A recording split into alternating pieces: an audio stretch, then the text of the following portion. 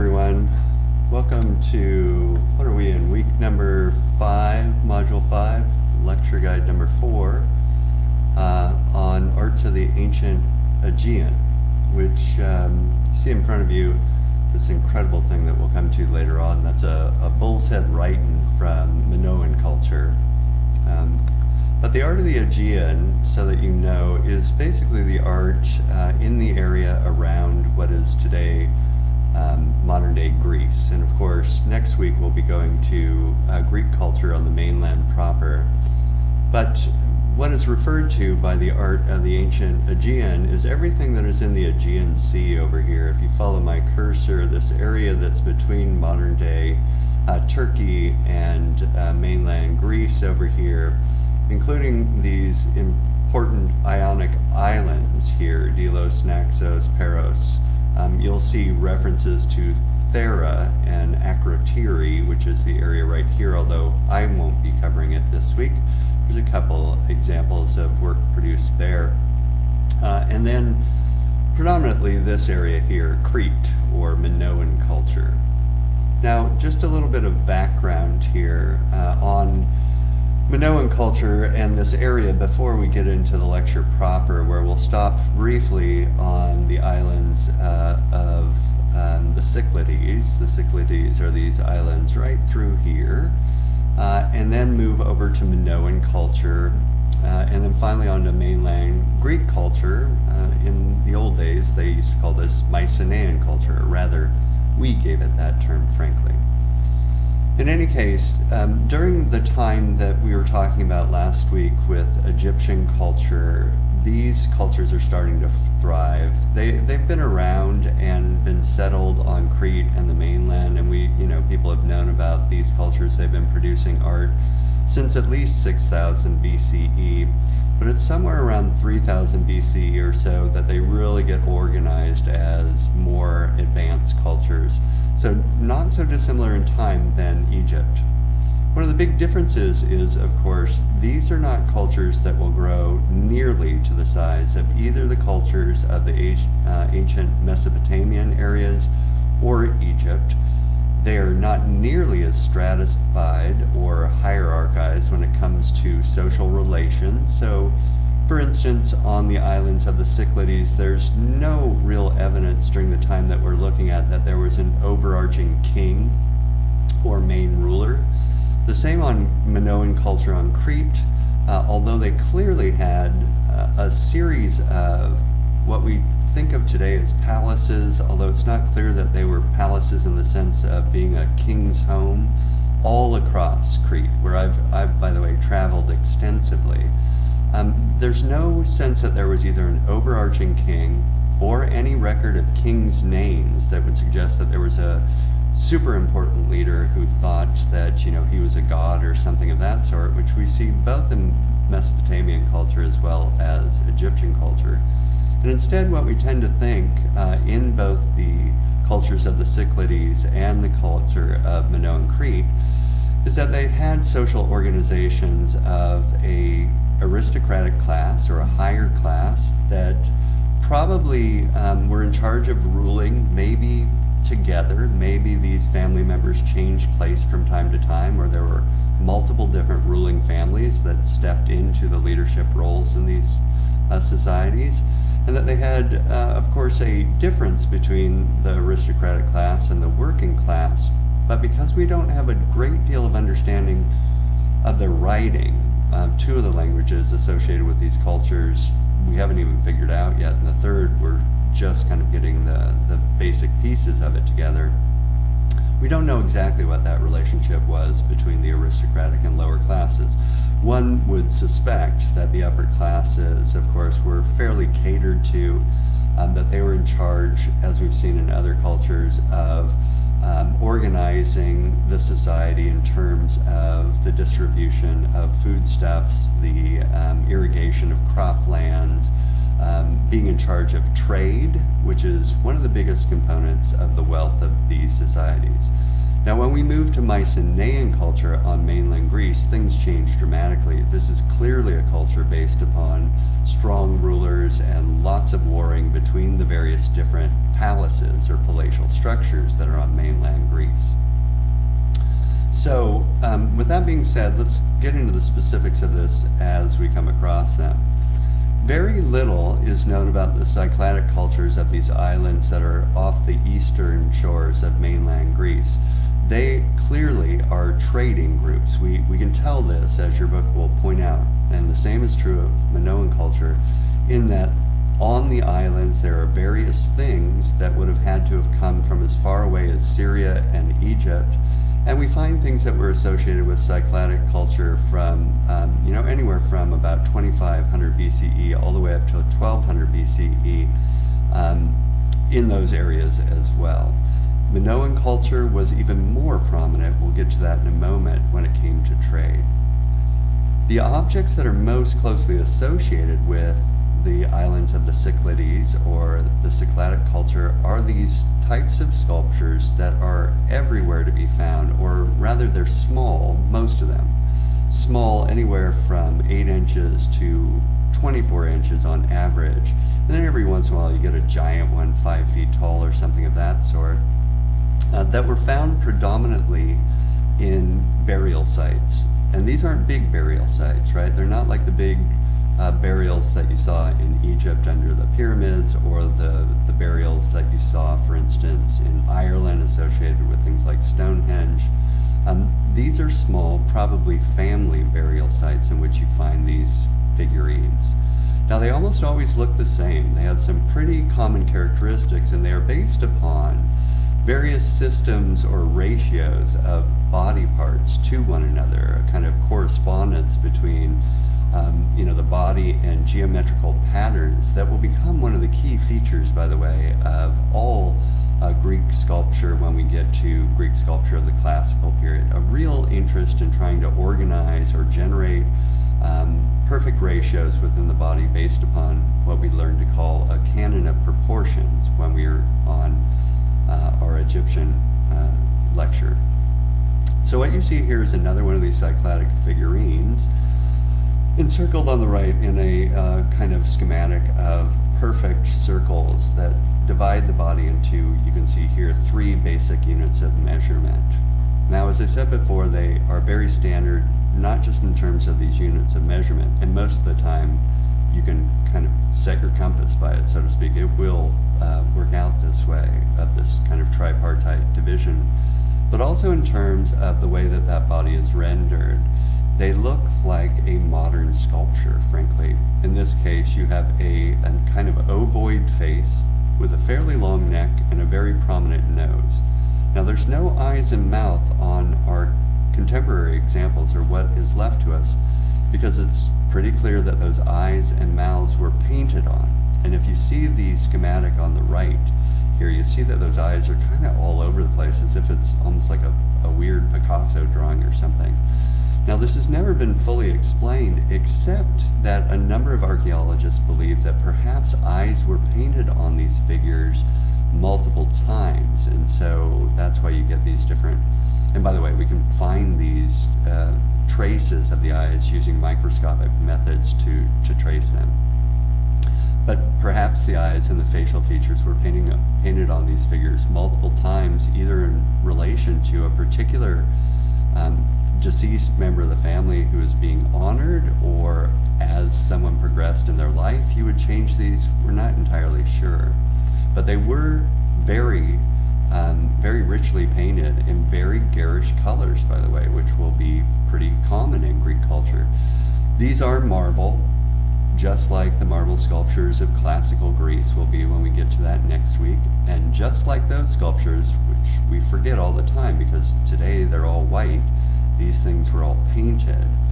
They're clearly nude figures, right? And they have their hands kind of wrapped over their abdomen. Every once in a while you get a little swelling of the abdomen, which leads some scholars to think that these are about fertility again, and if so, in relation to the afterlife.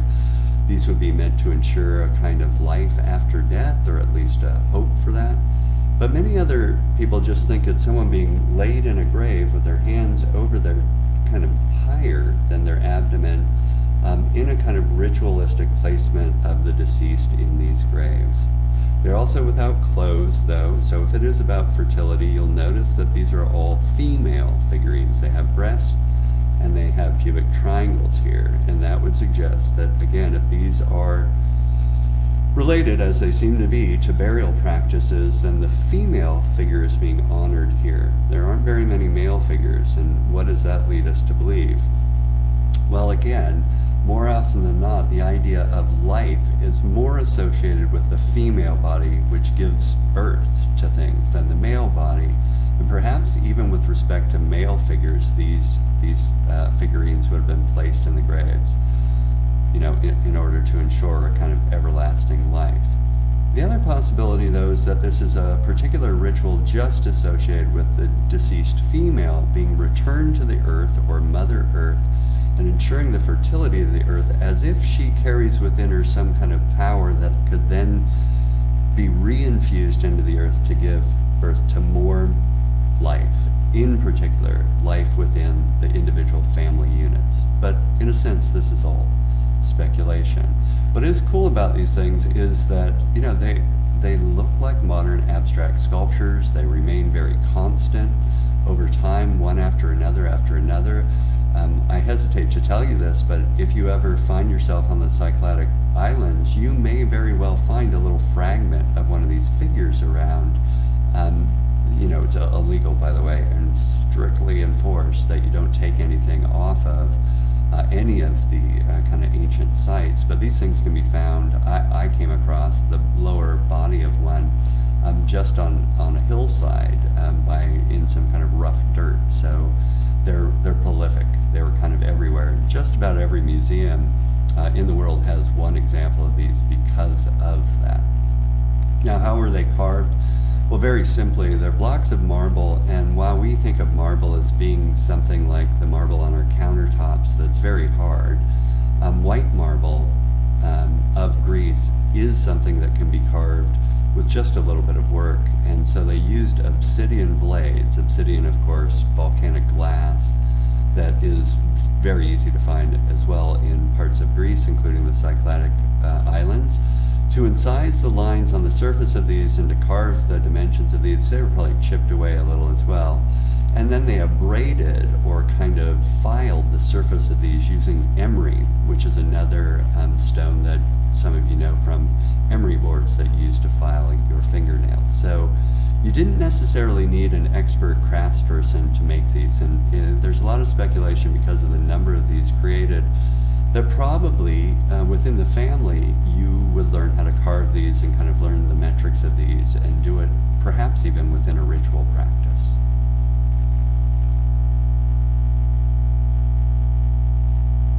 Just a close-up of these heads, one of the things you don't get from those straight-on views is that the head is clearly tipped back, as if they're lying down or looking up at something in the sky. And every once in a while, just kind of out of the blue, we get these figures that look like Cycladic figurines because they have the same kind of head unit. Everything else is a little bit different. Doing something associated with music. You see someone playing what looks a bit like a harp on the right-hand side, and someone playing some kind of multi-piece flute on the left-hand side. These, though, are clearly not the same as that kind of unit or that really typical Cycladic figurine we've seen before. There are far less of these things, and it's unclear what these things were used for. One of my favorite ancient cultures, along with Egypt, is Minoan culture of the giant island of Crete, which is a little over 120 or 30 miles long or so. And what you're looking at here, we're only going to be looking at the Palace of Knossos here, right in the center. But all of these different sites are sites of other palatial or large building structures that are all over Crete, and this doesn't even account for the many, many others that still have not been excavated yet that clearly show large population settlements in them. Minoan Crete is to my mind, the root of things that become Greek civilization, or at least their interest in the arts, their interest in ritual, their interest in trade and peaceful kinds of components to their society will blend in because they will collapse, probably because of this huge volcanic explosion on the island of, or on Santorini in Akrotiri. And at roughly the same time, Mycenaean culture from mainland Greece comes into Crete and is clearly taking over parts of it, but they leave soon after that volcanic eruption too. But in any case, right up until that moment, this is a culture that's so kind of isolated from everything else that it doesn't seem to have had to worry so much about developing a large military, and it doesn't seem to have devoted a great deal of its time or interest to fortifying its various palatial structures. They have almost no walls to keep the other communities out, which leads you to believe that these people lived for over 600 years, maybe more than that, at the level that they did, very large organization of society without much conflict. And that's quite different than mainland Greece at roughly the same time period. What this then allows them to do is develop a culture based upon trade and based upon organized society in which, as I said before, we don't have clear kings, although you'll hear a lot of these items that we'll see named a king or a queen or a prince. That's because the early archaeological societies, and in particular a couple of people who were exploring this area, Sir Arthur Evans is the big British explorer at the beginning of the century, around 1900, who began naming all these things after old Greek myths, and those are probably fictitious, right? They don't actually have any relation to the early Greek myths, or at least not much. In any case, the society is organized around probably aristocratic or high stratified members of society, family units that are clearly not just one family unit, but many family units at the upper echelons, unlike, or at least in a much greater kind of many more families than what you would find in Egyptian culture at the highest echelons, and that there were clearly many, many families associated with each of these main cities that you see here that clearly work together peacefully. This is in large part, we believe, because their society was based upon trade. They're in the middle of, the Aegean Sea with the Libyan Sea on the other side of them, and most of their wealth came from trading various agricultural goods as well as art things, so sculptures and small drinking vessels and a lot of ceramics, by the way. And then agricultural things such as olive oil was a huge one. We forget, Greece, of course, olive oil. This was part of Italian culture's economy as well, but olive oil was used as everything. To cook with, to clean with. They actually rubbed this on their body in order to clean the body, and to create fuel. You can burn olive oil as well, which made it very precious. In any case, they traded with a lot of different societies, including, for our purposes here, very importantly, Egyptian culture, where they clearly gained some ideas about how to create various art forms, how to carve sculptures, and how to work gold. There isn't much gold in the area around Greece, so most of the gold work that you see, that gold would have had to have come from another area, and because we know that Egypt loved gold and parts of inland Africa, of course, are rich with gold, they would have traded for gold from Egypt and then probably worked the various sculptures and exported them back to either Egypt or other parts of the world in order to, again, to advance their trade. So we're just focusing on one of these so-called palatial areas. Again, it's not a palace in the sense that you would think of a palace as just devoted to one ruling family. It seems to have been a kind of focus for the culture itself, for the cities and the townships that were around this. And the palace, we'll just stick with that term, but think of it as kind of a gathering area where, of course, certain people did live, but a gathering area in which rituals were performed, in which people would gather together to hear probably leaders talk about various new ideas about trade or what have you, where in particular a lot of agricultural stuff was stored, including massive amounts of grain and olive oil. And we'll come back to that in a moment, because it goes into the whole story of why these things are called Knossos, after the famous Greek myth about King Minos. In any case, these are gathering places. They're like any kind of city square or public civic area where people would gather together to see things that were important to bringing together the civilization.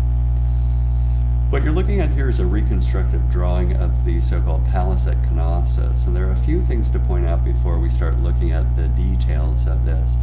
Number one, it is very axially aligned. It's made up of various rectangles that all run towards various, and they're sited.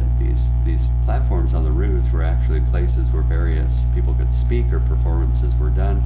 They're all sited around a central square or gathering place where the upper echelons of society, for certain, would have come to see various religious and political spectacles.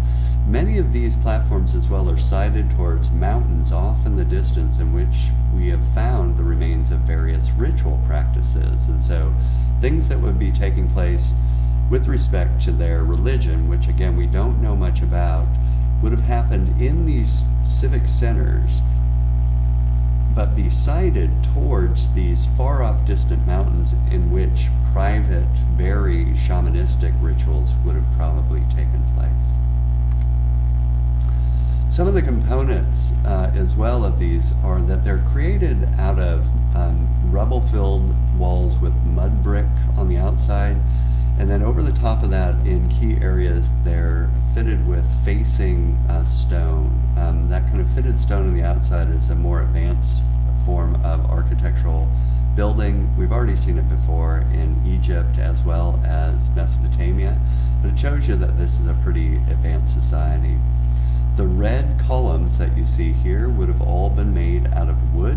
This is your basic post and lintel system, right? A post here and a lintel or a cross member across the top. But they're all made out of painted wood. Again, by analyzing some of the remains of this, we know what the colors were, red and black. And they have, in addition to a post, a capital on the top. And a capital is a topping member on any kind of post that is a decorative thing primarily. Notice that they're inverted, right? You'd cut down the tree, but the skinny end is on the bottom and the fat end is on the top, which is just one of those idiosyncrasies of Minoan culture. It will show up again in mainland Greece, but probably because mainland Greece was copying Minoan culture. Let me pause here for a moment.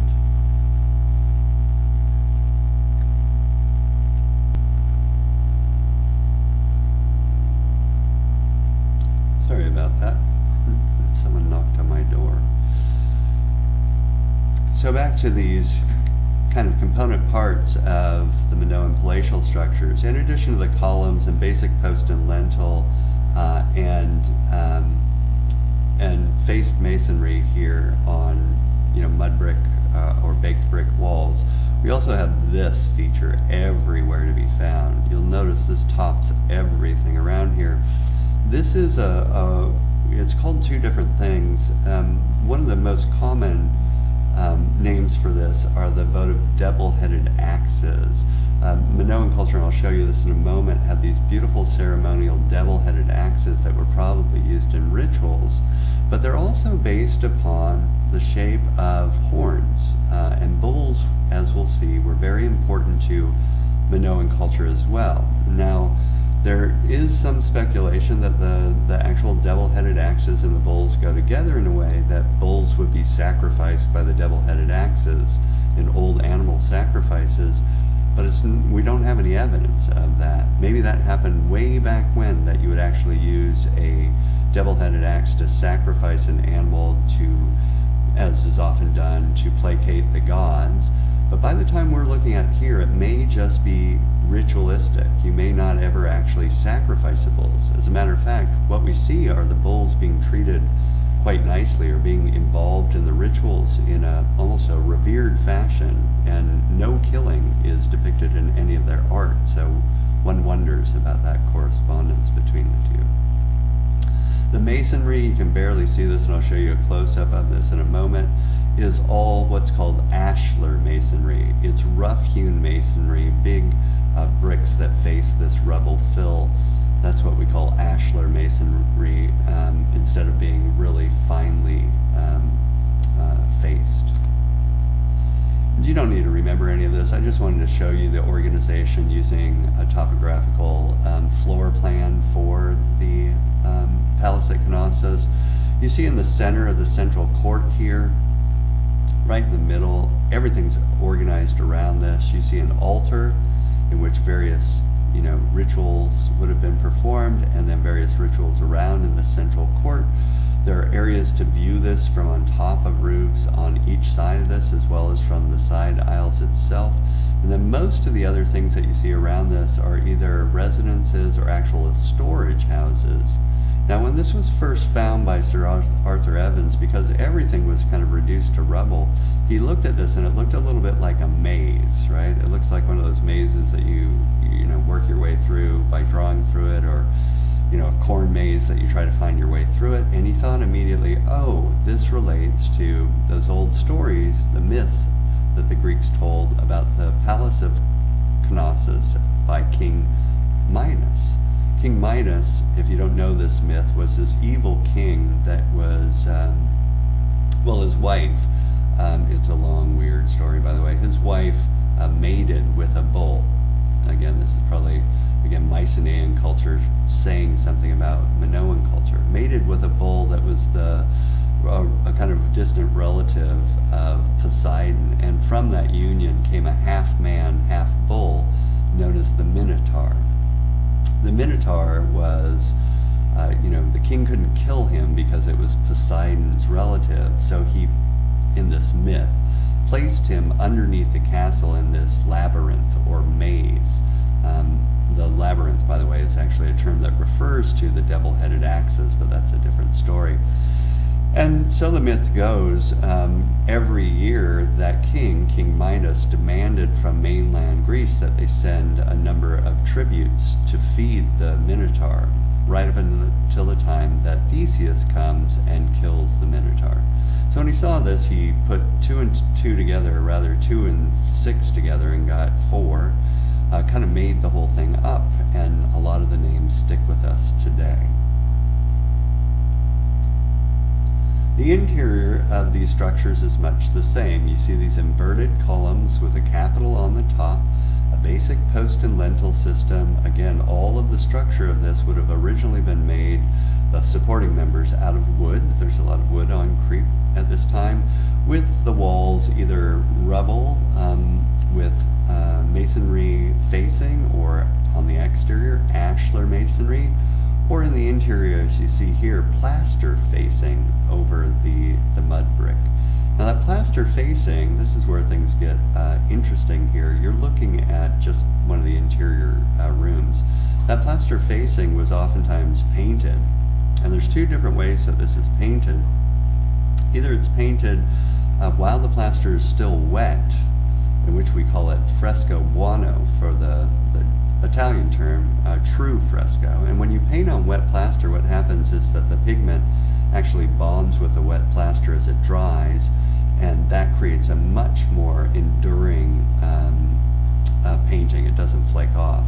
Or you paint directly on the dry plaster called fresco secco, which literally means dry fresco. And in that case, the paint flakes off a little bit more quickly. The Minoans did both in their palaces, so we'll see some examples of this, and be aware that they're all highly reconstructed, right? They were reduced to rubble. Sir Arthur Evans came along and found all these things and kind of very willy-nilly reconstructed all of these, well, especially the Palace at Knossos, which is now a tourist site today, so archaeologists can't go back in and say, listen, this is in the wrong place, let's take that down and move it over here where it's likely to have been. But, you know, that's the case of ancient art, unfortunately. One more example of these exterior features, and you see here the masonry itself. This is just mud brick or bricks. Sometimes they have rubble fill in between them, and down below a faced masonry. So we have these very, very tightly fitted rocks rather than the rough-hewn rock that you'll see in various other parts, such as down here, which is called ashlar masonry.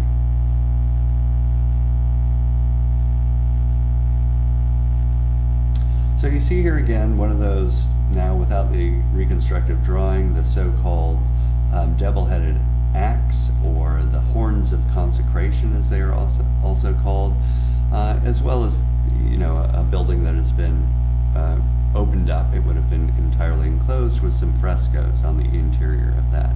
You also see the rubble fill that would have been underneath some kind of facing, as well as the ashlar masonry, the rough-hewn rocks on the exterior, and rough-hewn rocks over here.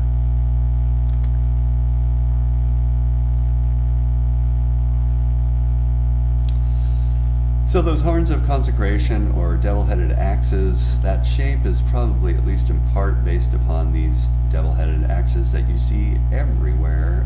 They're found everywhere around Crete. Some, like these, are made out of gold, which means they weren't used, right? Gold's too soft for that. You would much prefer to use bronze, or they are gilded bronze, which means you put a small layer of gold over the top of bronze. Again, ceremonial, not something that you would use.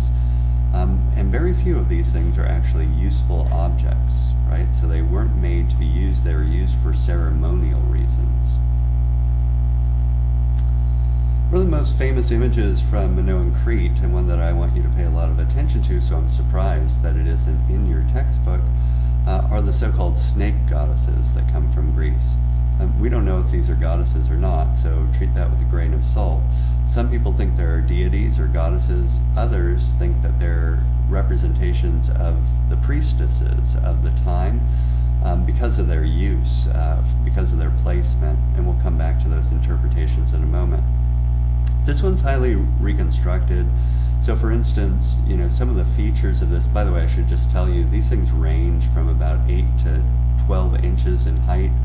They're all made out of what's called faience. Faience is a silicon that, when lightly fired, turns very glass-like. So it's a semi-precious object. And they all have some of the same features, but this one has a few additional features. Some people are shocked by this, you know, what appears to be a wardrobe malfunction. Her breasts are out in the open, but that's clearly on purpose, right? And it's not from a society that's thinking about this erotically per se, but they're thinking about, probably has to do with fertility.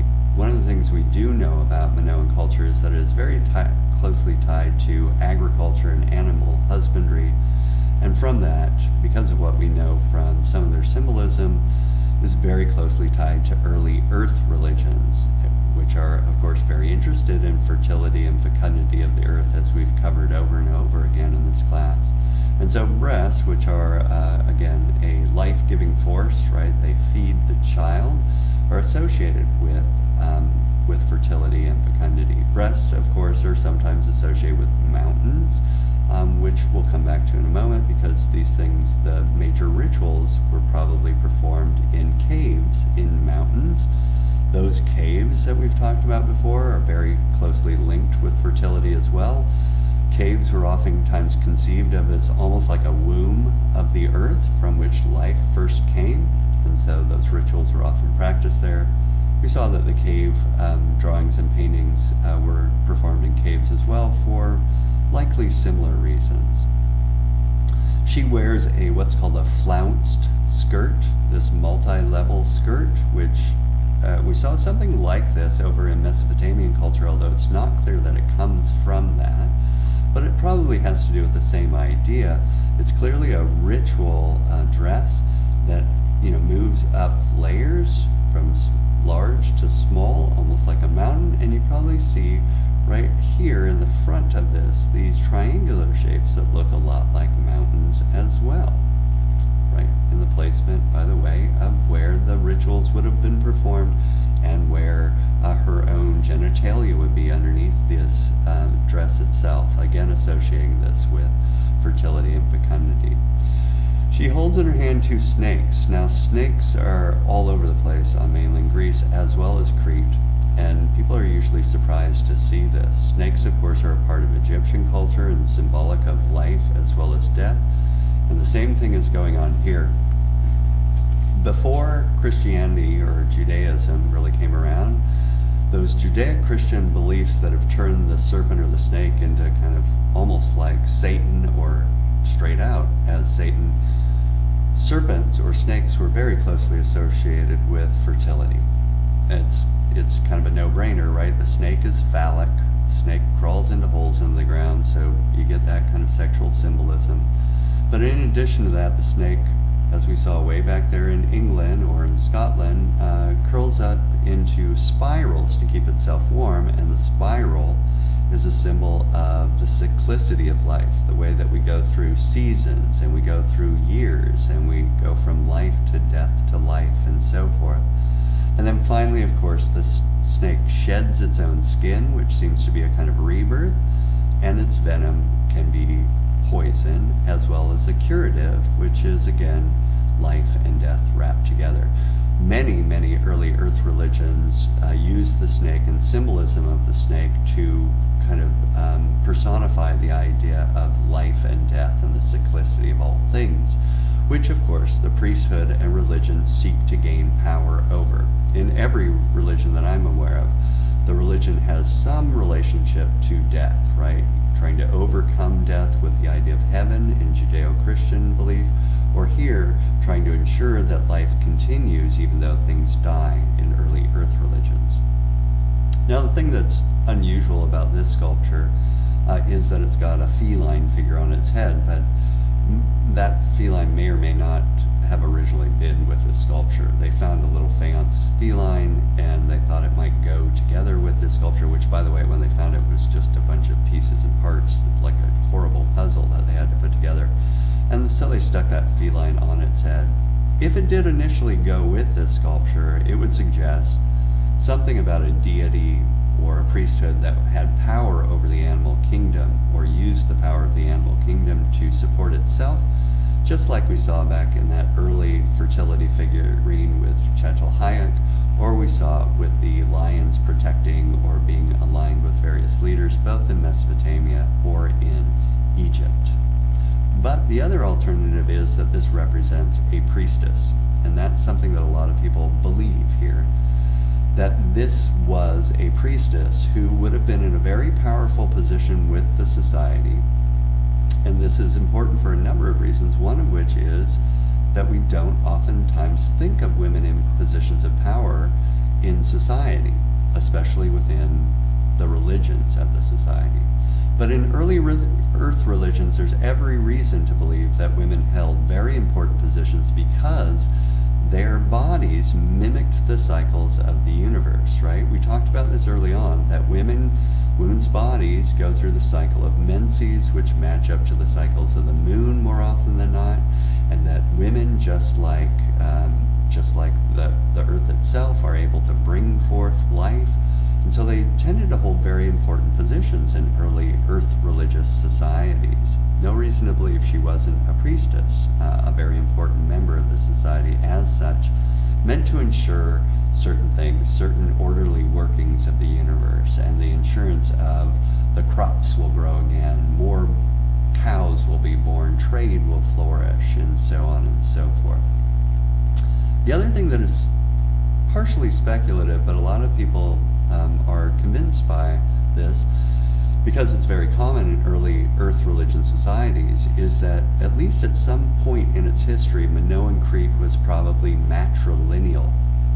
Matrilineal societies are societies in which the hereditary power and hereditary wealth is passed down not through men, but through the mother's line. Now, this happens in early matrilineal societies or early earth religion societies because women's prestige within these societies, but also because the child comes from them, and that's something to keep in mind in these types of figurines. I'm going to ask you this week to be thinking about this figure relative to the early fertility figurines, and what that kind of comparison might yield. One of the things that I want you to be thinking about is how incredibly symbolic these figures are, how they clearly represent a real human being. Now we see a face staring right back out at us with these very wide eyes, that she seems to be in ritual garb in a way that those early fertility figurines were.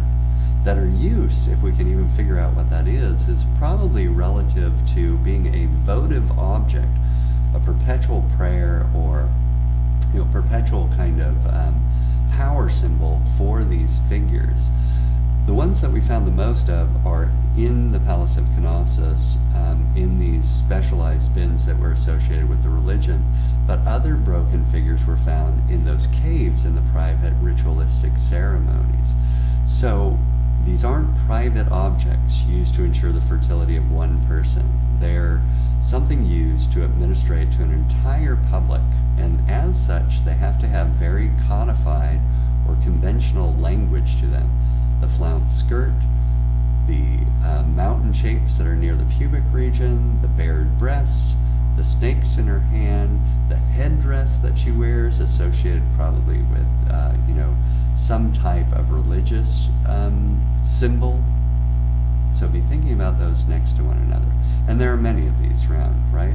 Always with the same features: bared breast, holding snakes in their hands, flounced skirts, an emphasis around the pubic area with the way that the skirt is bundled, some kind of headdress on, again associated like crowns are with important people within the religious practices, wide open eyes that we saw, for instance, in Uruk with those figures that are votive figures. Use what we've learned about other cultures, think about it in relation to this culture, and then be thinking about how all of these figures relative to one another operate, both in terms of their proposed function, but also visually. How do they communicate what they're about in different ways? One more made out of ivory in this case, with gold around it. And you can see up near her head, up here, these holes. When you see these in old ivory sculptures or wooden sculptures, as you see here, these are areas that rivets would have held some kind of headdress on her that is no longer around. If we go to some of the so-called frescoes that are in the Palace of Knossos, and they're on Akrotiri, and they're in all of these palaces, you'll see some pretty interesting representations of what we take to be ritual activities of these palaces at the time. This is the so-called grandstand fresco, and only the areas that you see that are really rough here are original. Everything else has been painted in using examples of other frescoes so as to fill in the parts that were lost through the ages. So you can see a lot of this is highly reconstructed. We see the horns of consecration or the double-headed axes everywhere to be found, obviously representations of the actual structure of the Palace of Knossos itself. Most importantly, these columns in the center seem to represent an altar form around which very important people are gathered, eating food and exchanging food and speaking while they're probably witnessing some ritual take place here. In addition to that, there are droves of people. These are all heads everywhere around the outside of this to tell you there were a lot of figures here at these types of ceremonies, whatever that might have been. And it might have been something like this. These are some of the most interesting and enigmatic figures or paintings that we have from the time. Remember, these are murals or frescoes actually painted on the walls that have been highly reconstructed so that we can tell what they are. This is either called the Toreador fresco or the bull jumping fresco oftentimes, and it seems to be representing some kind of ritual related to the bull. Now the bull in many cultures is a symbol of the male fertility principle known as virility, right? The power of the bull, his strength, his ability to ensure his lineage or the production of more children is what is usually represented by the bull. In this case, what we see are what appear to be acrobats or members of the priesthood, it's not clear here, doing various things, balancing on the back of this bull or even jumping over the bull. So one of the readings is that what we have here is a male figure, because he's painted darker red, who has been flipped up from the horns of the bull, has landed on his back and is going to kind of cartwheel off the back end of it to be captured or caught by this female figure here. Female figure has breast and is in a lighter form, as is this figure over here. So what does this mean? We don't know, but isn't it interesting? Is it something kind of like, you know, Spanish bullfights, which developed from this kind of standoff between animal and man, where the man tries to show his power of virility next to this ancient symbol of virility? In this case, there's no indication of a killing of the bull. The bull seems to be charging or running. Notice how his feet are kind of above the ground, but doesn't seem to be menacing in any way. They don't appear to be afraid of the bull. Are these trained bulls? Is this some kind of ritual reenactment of the kind of interaction between the forces of nature, virility, and the priesthood, so as to ensure further fecundity of the earth? Again, we don't entirely know what the heck these could mean, but they're certainly very interesting. And this isn't the only one. There are a few of these out there, of these types of rituals, we believe. Not just entertainment, but ritual. Most societies didn't just depict their entertainment, they depict things that are very important to them. And so there's probably a spiritual or ritual component to this as well. Let's spend a little time, though, talking about the way that the visual image is constructed by Minoans. They aren't entirely naturalistic, but they're certainly more naturalistic than we saw in Egypt. They try to show you, for instance, a body in motion. They try to show you a momentary, flicker of time rather than some kind of perpetual idea of a figure. They try to give you at least some minimal indication here of space, right? So you've got one leg behind another over here with a strong contour line to separate them. You've got, in this case, overlapping of the form. Again, the Egyptians wouldn't have cared so much about this, but a horn that goes underneath the arm of a figure here and is overlapped by that figure. You've got an arm that is overlapped by a breast here, but you do have some things that are still similar to Egyptian culture. The eyes on these figures, though not entirely as frontal as what we saw on Egyptian sculptures, do still look like an eye seen from the front, although we're viewing the profile of these figures. We still don't have a space in the background yet, but you'll notice this changing over time within Greek cultures. If we get up to a close-up of a couple of these, you see this a little bit more prominently, and you can see some of the influence clearly from Egyptian culture. They clearly saw, it seems to most people, Egyptian culture in the rendition of the body. The figure on the right is usually referred to as the prince. We don't know if he is a prince or who he is. He may be a member of the priesthood, he may be a member of the aristocracy, he may just be an idea, he may be a god. And then on the left, you see a figure called La Parisienne, again, just because some early archaeologists named it the Parisian. It's clearly not a Parisian woman here. So, again, more indication of a real figure than perhaps what you saw in Egyptian culture, but with the same kind of almost frontal eye here. I really wanted to focus on the one on the right, the so-called prince here, to say we've got a strict profile in the face and a very frontal eye, just like Egyptian culture. And then we have the shoulders facing off to us, but look at how he twists and turns in a way that Egyptian culture would never show you a body in movement this way. If they wanted you to see a body in movement, they just put arms out in front of it. He seems to be doing something to his hair, pulling it down or holding on to it, pushing it out of his way. And then in addition to this, you see the legs in profile, but now we've got the right feet instead of one right foot and one left foot being shown. And we've got overlapping of the form being shown here very clearly, which you don't get a lot of in Egyptian culture. And you get stylized flowers all around him, or vegetation all around him, not so dissimilar than Egyptian culture. On his head he wears a big cool hat, probably with plumes either from feathers in it or some other kind of plant form in there. As we've said a number of times in this class, when you see a fancy hat, it's meant to be something like a crown. It's clearly an indicator of an important person in one way or another. But what these things mean in terms of Minoan culture, we don't know. We don't have hieroglyphs, for instance, to tell us about that. Another cool room in the Palace of Knossos is the so-called throne room. It's clearly a meeting area. It's got a space that was probably a key place for someone to sit and hear other people talk to them.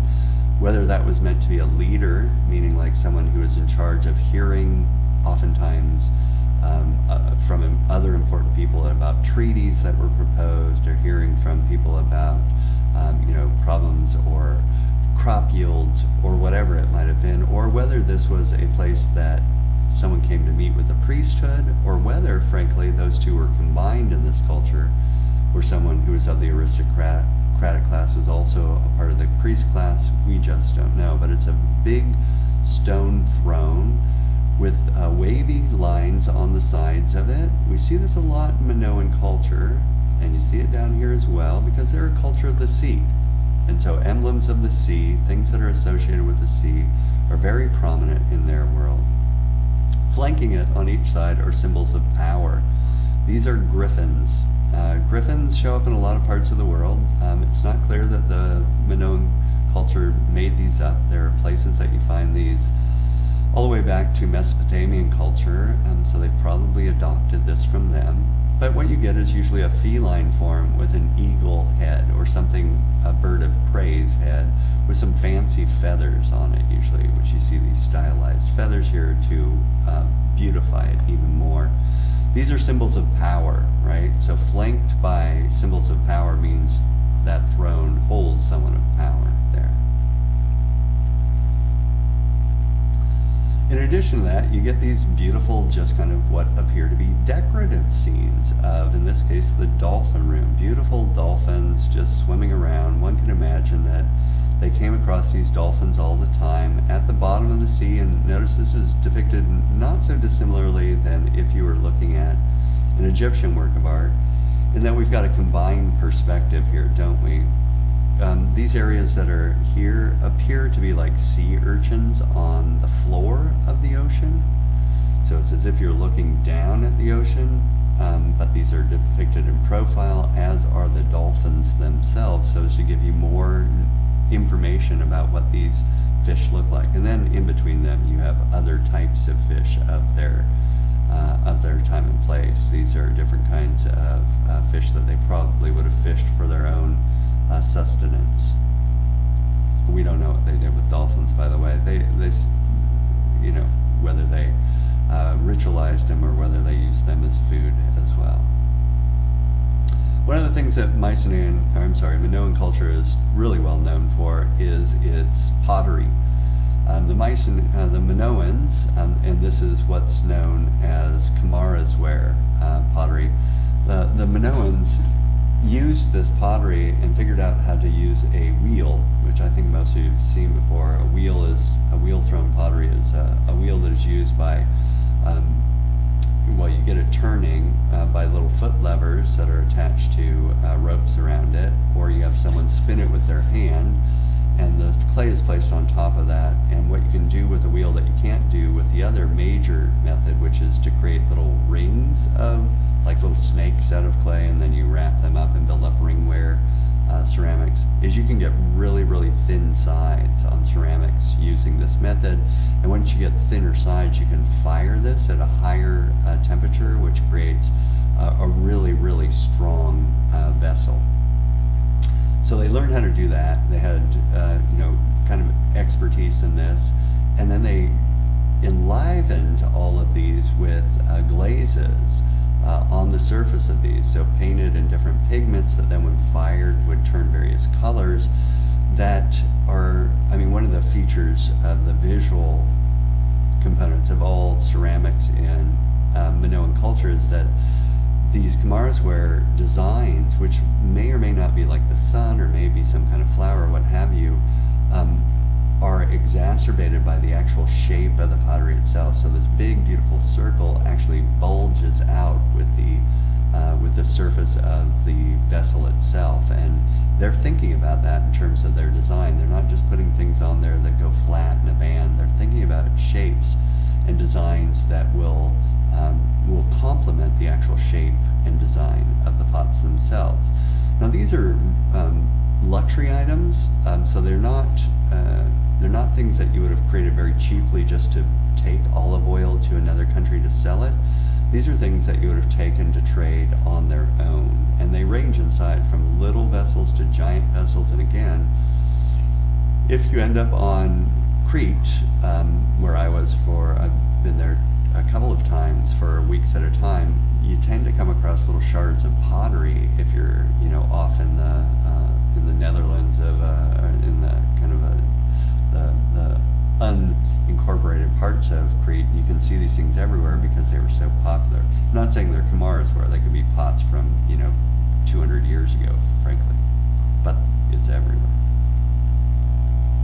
This is the one that's one of the ones that's in your text, and you see this. This is one of those vessels that's used for pouring. It's basically like a giant pitcher that is thrown on a wheel, and once again you have these beautiful abstract designs of spirals. Remember, they're a culture based upon earth religions, as well as things that look suspiciously like footballs but clearly aren't. Probably some kind of food stuff that are they emphasize the shape or work in tandem with the shape through their design to give us these kind of beautiful forms. There are key colors as well, because this is what you can get from the types of pigments that they're using to fire, are white, black, and red, and that will remain pretty constant all the way through the Greek period. What they're basically doing is taking various pigments and painting them with a really watered down bit of clay on the surface of the vessel. And then depending upon the amount of oxidation that is allowed in the firing process, those glazes, that slip as it's called, will turn different colors. You can get it to go red, you can get it to go black, and white is created with a kind of lead-based pigment. I love these. I'm a big fan of octopuses or octopi, and it's not surprising that Minoan culture would have come across octopi all the time. It would have been a foodstuff. It would have been an incredibly interesting animal, right? They can change color. They've got all those legs.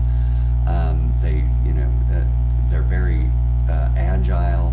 So not surprising that they would decorate their pottery with octopi. And this is just one example of this. Again, it's not necessarily symbolic, it's just beautiful, right? They're creating these beautiful pottery forms, both for their own homes, but also to trade with other cultures. And so, even if some of them do have a ritual purpose, more often than not, this is just about beauty. This is just about, hey, I really would like to have one of those Minoan octopi vessels. Next time you come into town, bring some, and I'll trade you some gold for it. Maybe. This is another one. Again, notice how the form itself, if you're interested in design, look at how this form just lends itself to this rounded vessel. How the artist in this case has tipped the octopus on its side so that its legs can kind of trace the different areas of the contours of this. How you have this beautiful tentacle here turning into a circle, and all the circles here picked up by the circles of the handles of the vase and the overall circle of the round vessel itself. I mean, they're really thinking about these design elements when they make these, and it's one of the few places that we've come in this class in which the design elements of a work of art aren't strictly speaking about a ritual function or communicating some clear message. They're just about, and again, we don't know if this is true, but they seem just to be about beauty. This vessel, however, probably is associated with a ritual, or probably associated with more than just creating a kind of narrative. It's one of the most esteemed works from Minoan culture. It's called the so-called harvester vase here, and the harvester vase, which is from around 1500 to 1400 BCE, is carved out of steatite. Steatite's a kind of soapstone. In this case, it looks really black here, but in real life it's got a little bit of a greenish tint too, which is one of the other stones that they used to carve vessels out of is very green, called serpentine.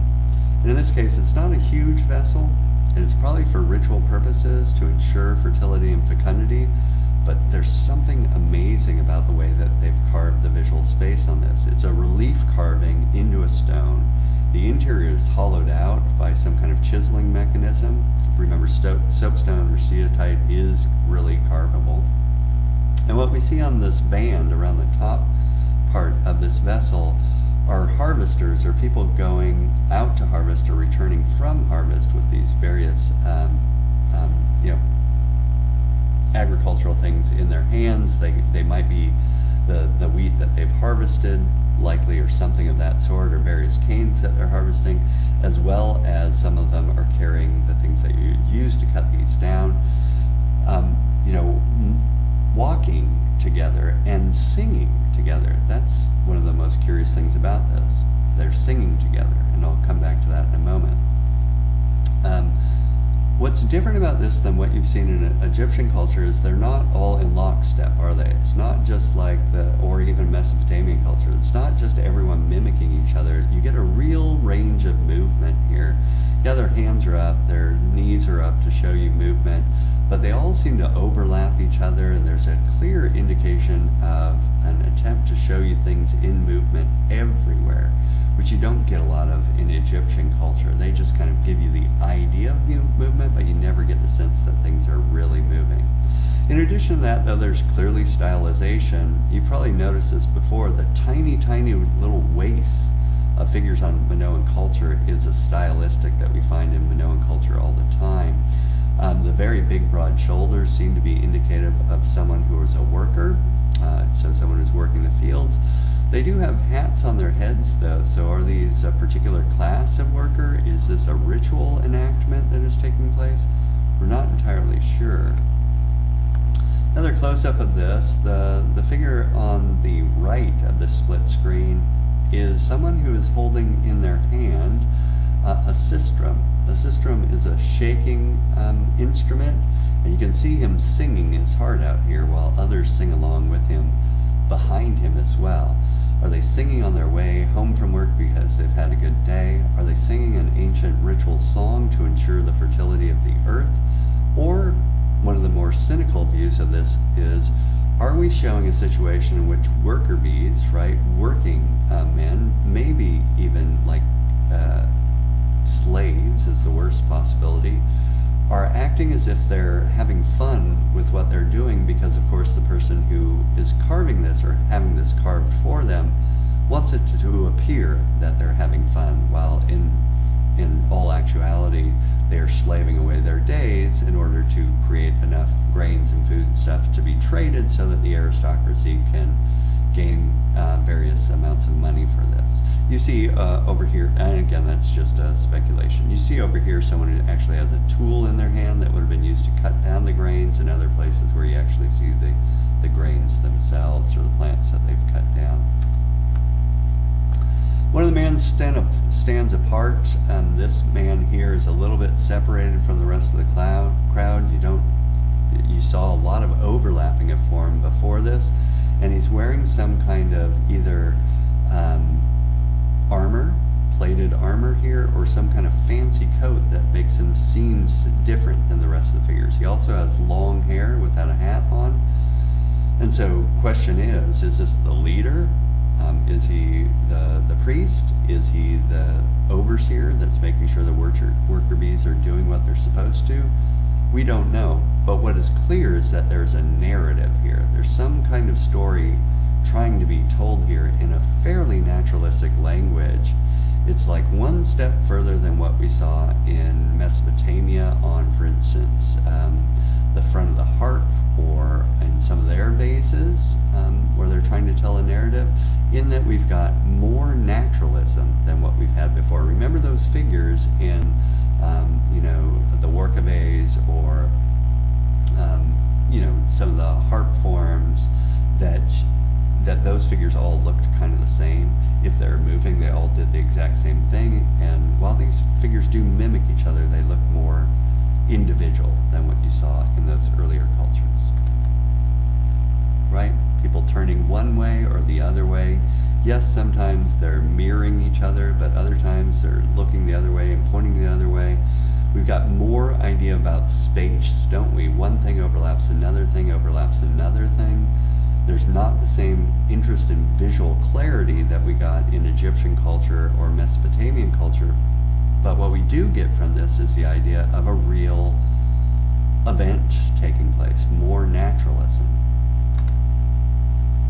Just some objects of beauty. Again, this is a culture of trade.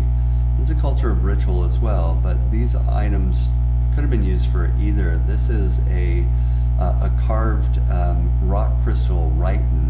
A rhyton is a vessel used to pour libations in rituals, or to, perhaps it's not even a rhyton, perhaps it's being used for something else.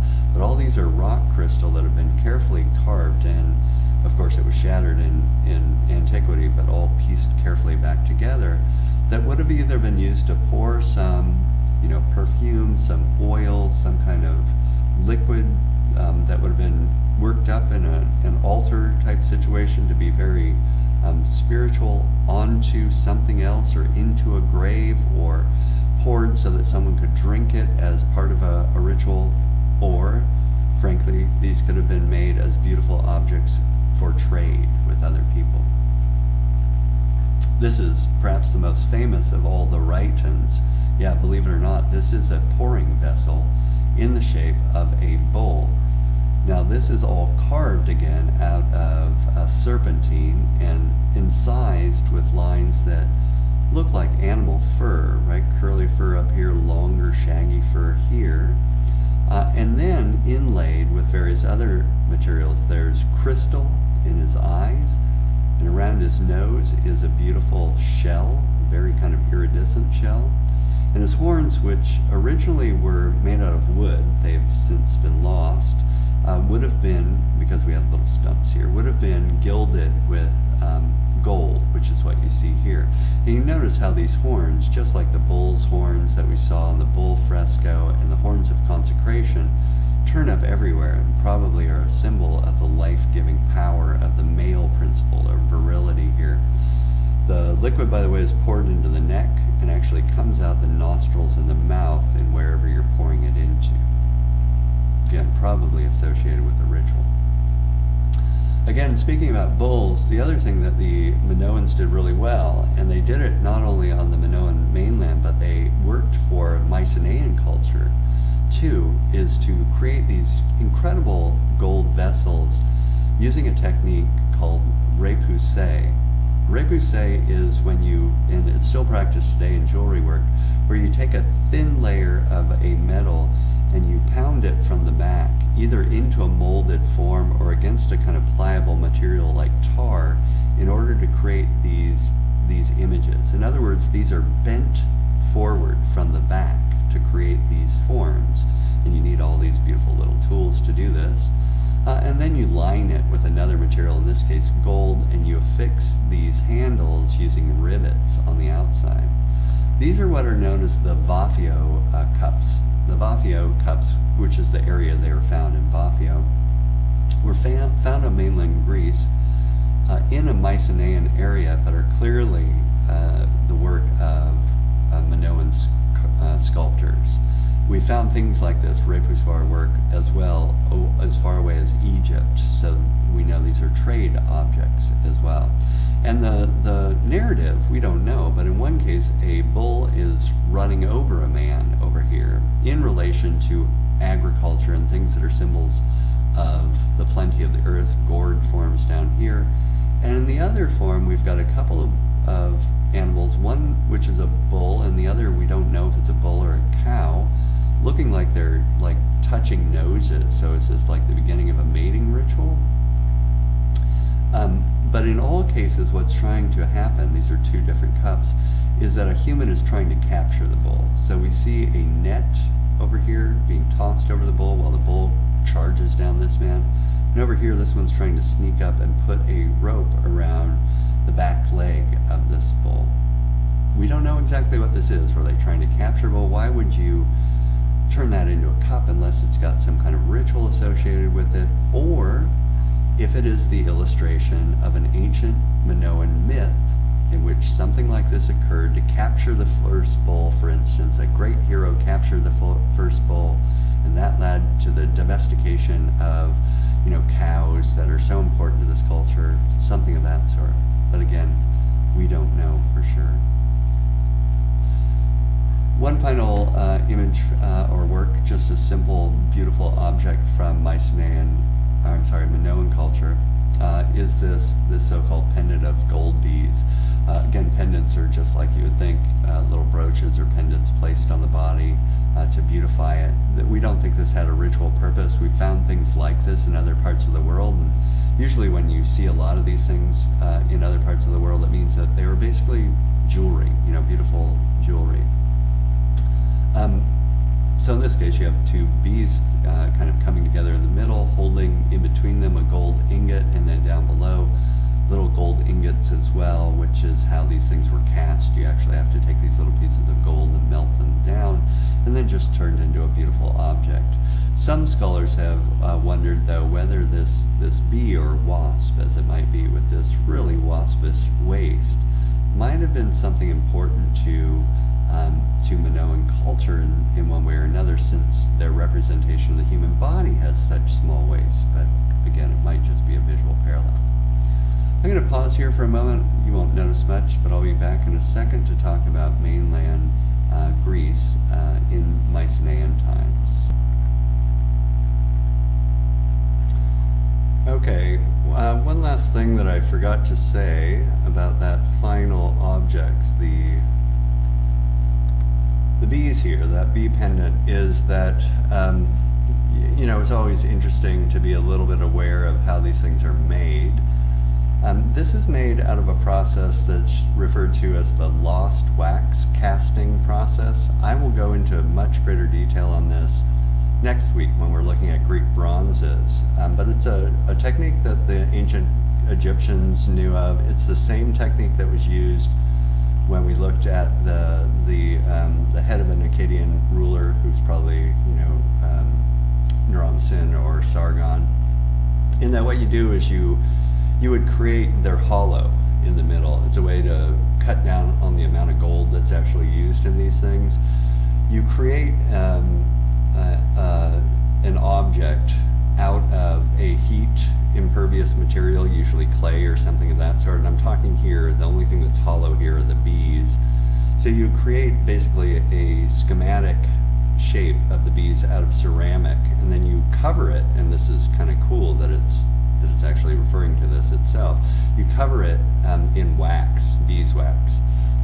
And then on the surface of the beeswax, you actually kind of carve any types of details that you want on the object. This doesn't have many, but we'll see many more of these when we get to mainland Greece and the classical period.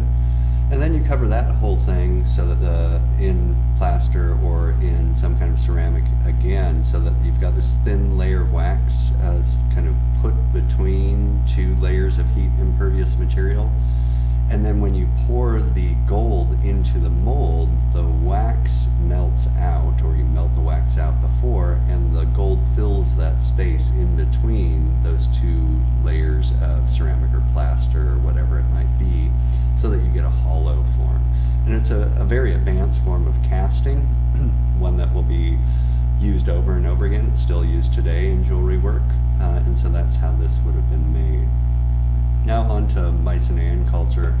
If you look at the map here, what we're really talking about, so at first we were in the Cyclades, these areas around here in these islands. And then we were down on Crete for Minoan culture. Now we're moving back up into mainland Greece, particularly over on the Peloponnesian Peninsula here, and we're going to be looking almost exclusively at Mycenae here, which is one of the main palatial settings for Mycenaean culture.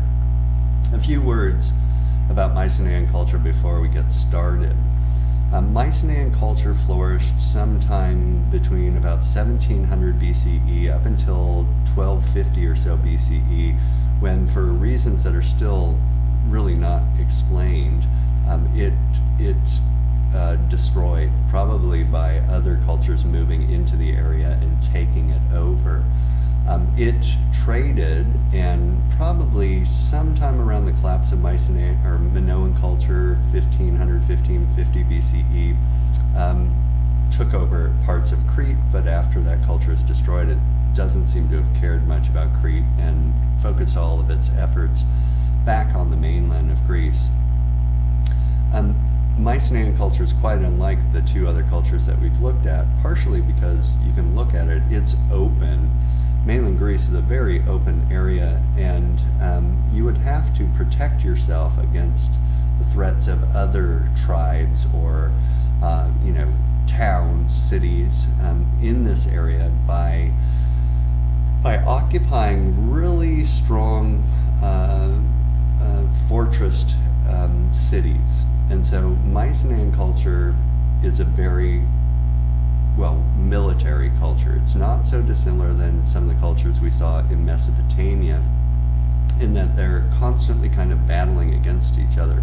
All of these squares that you see here, Mycenae here, Corinth here, Olympia over here, Vaphio, where the cups were found over here, the Pylos, which we'll see over here, these were areas that were big Mycenaean kingdoms, and those kingdoms built up big palaces on almost always the same geological settings. These, if you looked at mainland Greece, it's very, very flat for the most part in these areas, and then every once in a while you see this outcropping of rock, almost like a miniature little mesa or something of that sort, where, because that lends itself to fortification, they would build these cities. Also, as a part of why they chose these sites, not only was it a defensible site, but they almost always have a spring associated with them, a source of water. If you've never been to Greece, there's not a lot of water there. It's pretty arid, and so having a spring on one of these rocky outcroppings where you could build a palace was fundamental. Mycenaean culture is the culture, by the way, that you may have heard about if you've ever read Homer's The Iliad or the Odyssey. That is a mythology or a narrative story very loosely based upon old Mycenaean culture, and it is the culture that we have mythologized in terms of its battles with Troy, which, if you follow my cursor here, Troy is up here, right? And so those stories that you come out of the Iliad have battles happening between Mycenaean culture and Trojan culture, and those are absolutely, to some degree, true. As a matter of fact, the very first archaeologists to begin exploring Mycenaean culture initially went up here to Troy to try to find the old Trojan ruins. His name was Heinrich Schliemann. And then once he found these and there wasn't much to Troy, he started to explore areas of Greece and Mycenae. Now, I'm not going to beat up Heinrich Schliemann, because just like Sir Arthur Evans down there on Crete, he did find these places, but he wasn't a modern day archaeologist. He wasn't really interested in documenting much. He was kind of like a treasure hunter. So he would find these things and then just dig them all up and then put them on display and have his name associated with them. And so we don't have a great deal of information about a lot of the things that he found. And even in some cases, there's things that he found that it seems like he may have manipulated after finding it, like carved it a little bit more or changed it to some degree so as to associate what he found with his ideas about ancient Mycenaean culture. So for instance, Mycenae itself, which is a city in Mycenaean culture, a kingdom in Mycenaean culture, he thought was the city from which Agamemnon, the main character in the story of the Iliad, or one of the main characters, actually was the king. And so he named everything after Agamemnon that he found there. He seems to have maybe even manipulated some of the death masks that he found there too, so that they would look more like a real figure. Anyway, just something to be aware of. So this gives you a sense of, broadly speaking, what Mycenae looked like, the city itself. You can tell this is on a geological feature which is kind of like a little hill or mountain that then has been fortified on all sides with huge walls that were built up over hundreds of years and added to, so much so that by the end these walls are, easily 10 feet thick in areas, usually rubble filled with big, huge, what's called Cyclopean masonry, these giant rocks that, again, this is some of the mythology. The Cyclops in Greek mythology was that one-eyed giant. They're actually relatives, again, of Poseidon, and people, again, probably didn't really believe this, but they associated these giant rocks with Cyclops who were building these giant walls. The Mycenaean city itself, I'll show you a reconstruction in a minute, has various dwellings and storage houses around it. Here it has a grave site over here in the wall itself where important people were buried, and a grave site a little bit off to the side as well. And then a huge palatial structure in the center, on which was what is known as a megaron, and I'll show you a reconstructive drawing of the megaron at Pylos along the way here. So a very warlike culture, and if you were to look at this from the side, you'd see how this works. It's kind of like vast, desolate plains where agriculture would take place, and herds would probably be raised to create foodstuffs. And then the fortified city itself, because these cities are warring against each other all the time up on one of these rocky outcrops with a spring on it. So this is some of those Cyclopean buildings, Cyclopean rocks. Again, kind of a misnomer when it comes to the name of these things, but Cyclopean masonry just simply means gigantic stones placed very rough-hewn next to each other. That's different than what we learned of last time. So you see in this reconstructive drawing, you see Cyclopean masonry here, just giant rocks loosely fitted together all the way around to build these battlements or walls, and you see multiple different walls here because this is a very warlike culture, separating the interior from other spaces and having a very fortified entryway here. The entryways of these areas are known as propylons. I don't know if you've ever heard that, and I don't frankly care if you ever remember it, but a propylon is a walkway up into an entranceway here, and they're usually, again, fortified on all sides so people can throw things down on them or shoot arrows or throw spears at people who might be trying to breach the walls here.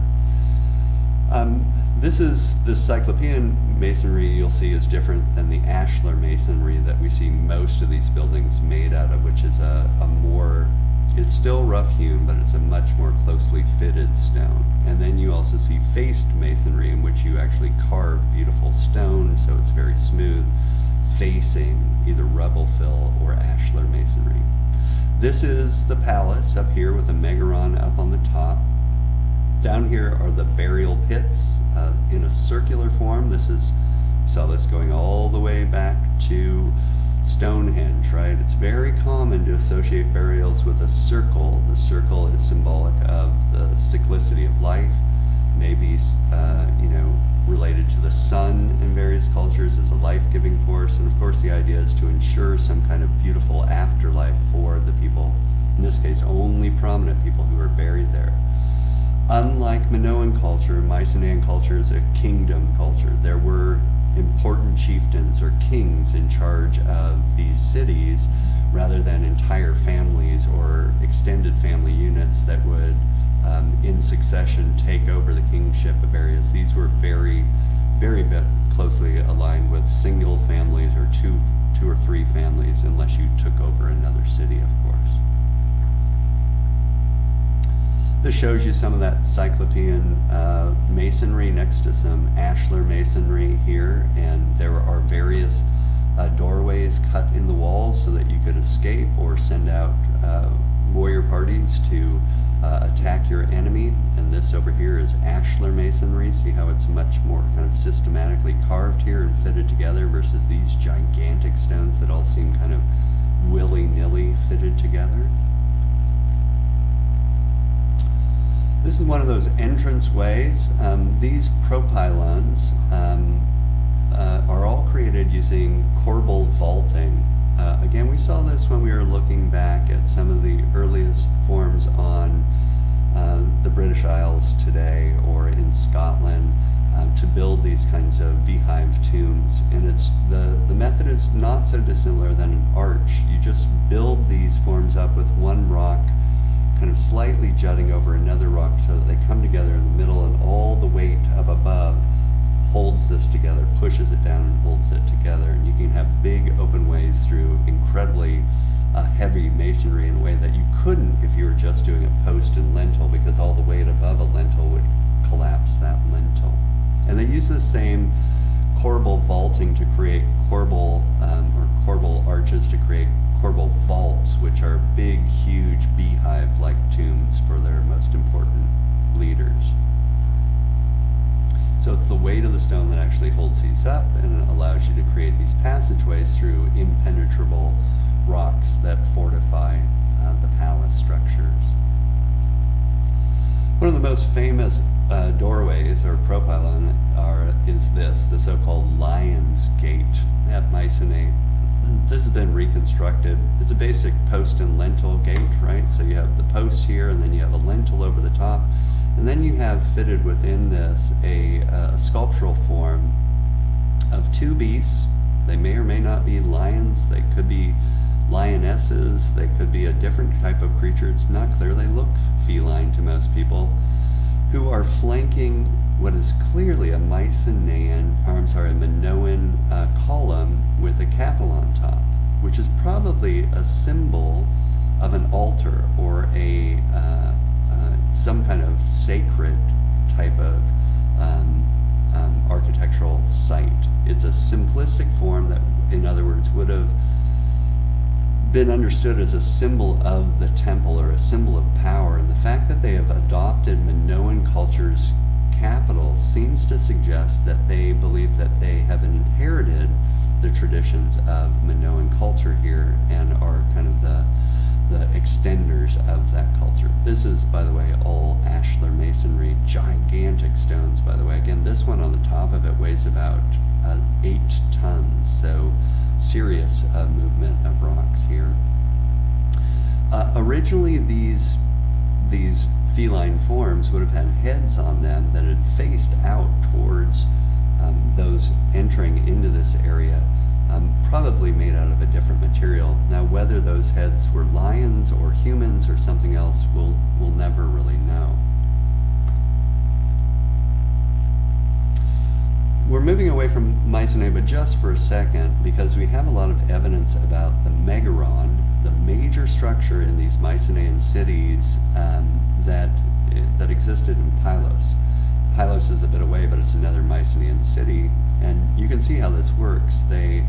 These central columns that hold up a post and lintel system interior are based upon the Minoan principle of an inverted column that will go away with later Greek culture, and they cover a big open space, which probably would have been used for multiple different functions, both ritualistic, but also to have various kinds of gatherings of people within the space.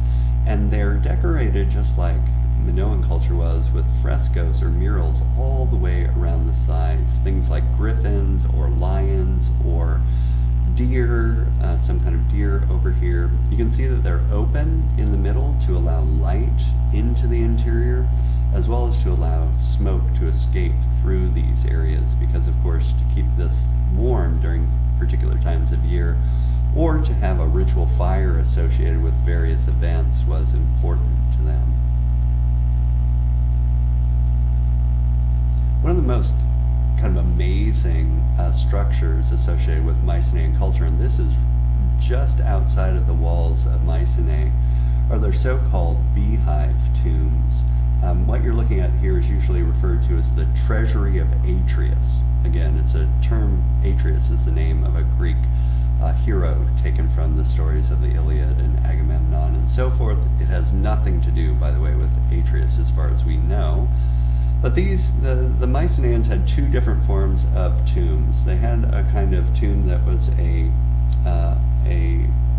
linear cut tomb, where they just basically cut a big trough in the ground and they buried people along with the objects that they thought that would support them in the afterlife, either beautiful luxury objects or things that were utilitarian. Oftentimes there were foodstuffs in there. Anything that someone might need after death were placed in the tomb beside them.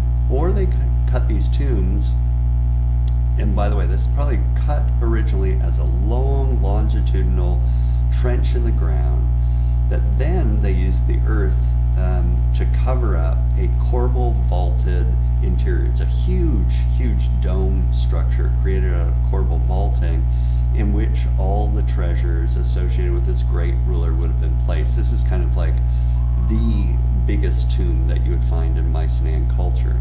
On the sides are ashlar masonry. Then you see a post and lintel opening, and above that, what's called a relieving arch. This is a relieving arch. It's the same, by the way, I should have said this. The material that is that the lion gate is made of, the actual carving, is a much lighter material than the actual stone that is surrounding it. And what that does is it allows for a relieval of weight right above the most weak part of a post and lintel system, the lintel itself, so that this weight is pushed out to the sides and goes down these column walls rather than going directly onto the lintel itself and collapsing it. In any case, when you walk into this, it's structured like this, and again, you saw this all the way over in Scotland when we were looking at the tomb there. It's a opening that then goes out into a circular interior that is all made out of corbel vaulting, and then once this is all constructed, to hold it in place, earth is placed over the top of it. This also hides everything as well, and then you fill in the entire area and fill it with the deceased and all of the stuff that you associate, or that the deceased would want with him in his afterlife. The Greeks, by the way, as far as we can tell, had the same kind of view at this time of the afterlife as the Egyptians, without the added element of the ka. Or another way to put this is, like the Egyptians, they believe that when you die, if you're a good person or if you're a successful person, you're going to go into an afterlife where you get to live kind of in all perpetuity, doing the things hopefully that you love, which means that the things that accompany you into the tomb should be things that you would need or want in the afterlife itself.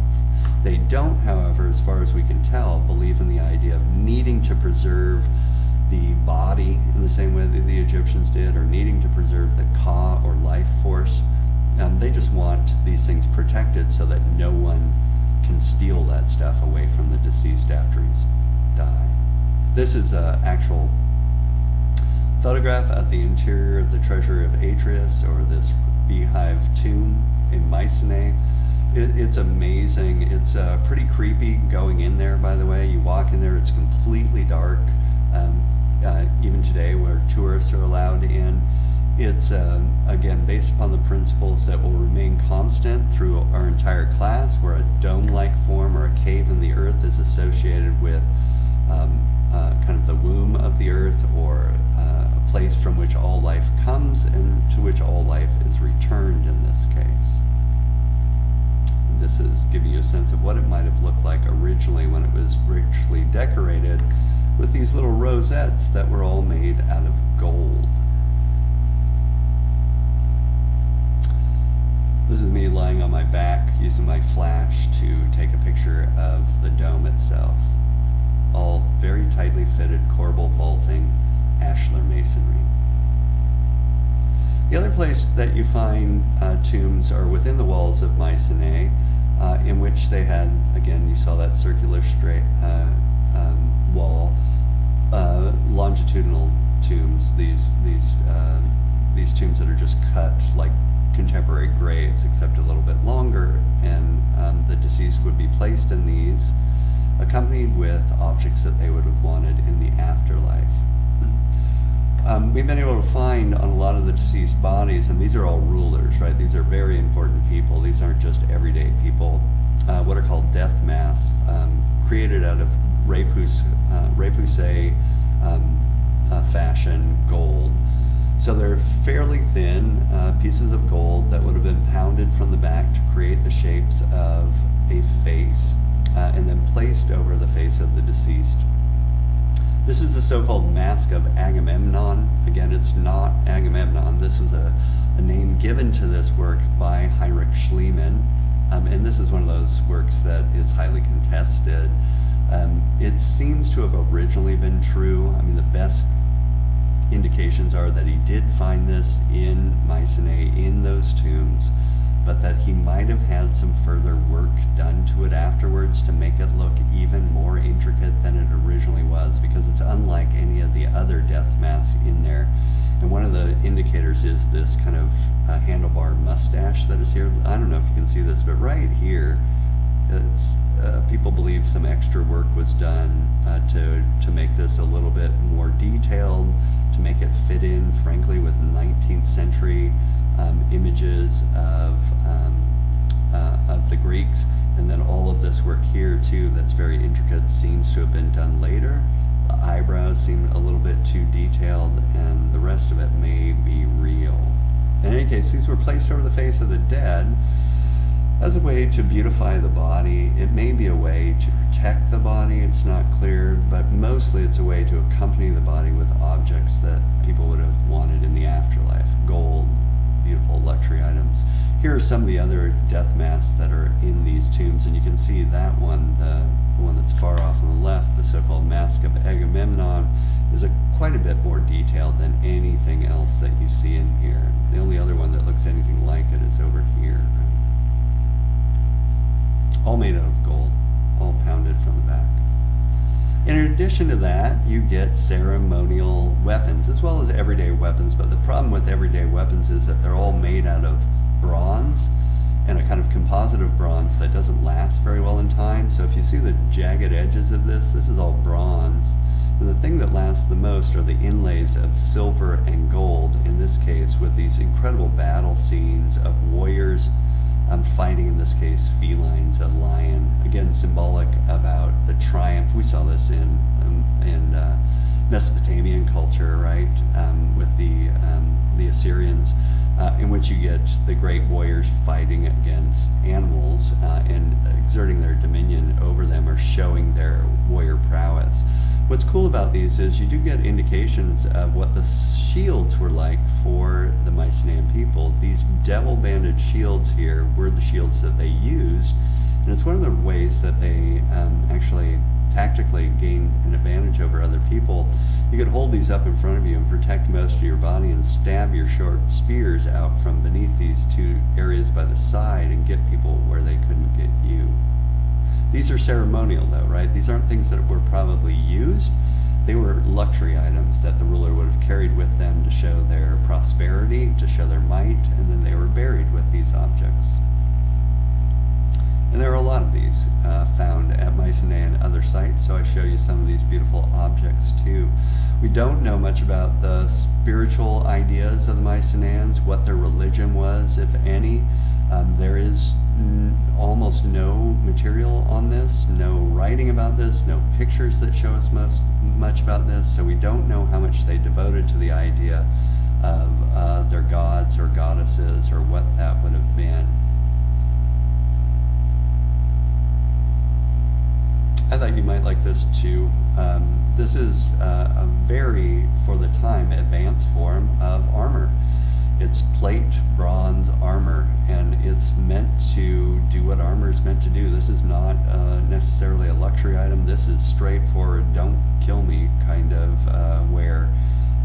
It articulates around the body itself so that the legs can move one way without this getting in your way. In other words, these are riveted together but they articulate separate from one another, so you can move one way or another. The same thing happens with the shoulder here. These things protect the shoulder, but they articulate so you can move them up and down. And then, of course, got to protect that neck, so a big, huge band of bronze around the neck. And then up the sides of the face, they would have maybe worn a mask as well. And then on the top, ivory, very strong material, but something that is a little bit more comfortable than wearing a bronze conical hat on your head to protect your head as well. And then finally, for today's lecture, one last object that is completely, we don't know anything much about this. It's an ivory carving somewhere around 1300 BCE called the Three Deities, although we don't know if they're deities or not. We suspect that they are. This is, again, one of those sculptures that seems clearly, because of its stylistics, what it looks like, to have been carved by a Minoan carver, or someone who had trained in the Minoan tradition for Mycenaean culture. At least it had been traded or stolen by Mycenaean culture because it was found in one of their burial graves. It's very, very naturalistic, isn't it? We've got a child here, or maybe a child deity here in the foreground, on the left, or crawling on two female figures who are embracing one another. Very naturalistically represented, again with cutouts so that they show their breasts here, and once again the flounced skirts down below. Now, whether this is, as some people speculate, just a family unit, or deities, or priests, we're not entirely sure, but I would cast my lot with those who think it is deities. It's not common at all to see portrait reproductions or even carvings of actual people during this time, especially out of precious materials such as this. So those people who believe that this is just a family unit get there because they believe that this is too intimate a contact to be deities. But I'd ask you to remember that the Greeks, and certainly this will be the case once we get writing about Greek mythology, really thought of the gods as personifications or embodiments of some of the best components of humankind and some of the worst components of humankind, so as to represent an actual relationship, an intimate relationship between a child and two maybe fertility goddesses or priestesses of this ancient earth kind of based tradition seems really plausible to me. In any case, I hope you enjoyed this lecture on the Aegean culture, and I will see you next week when we talk about everything leading up to, and then finally the major culture of the West, classical Greek culture. Until then,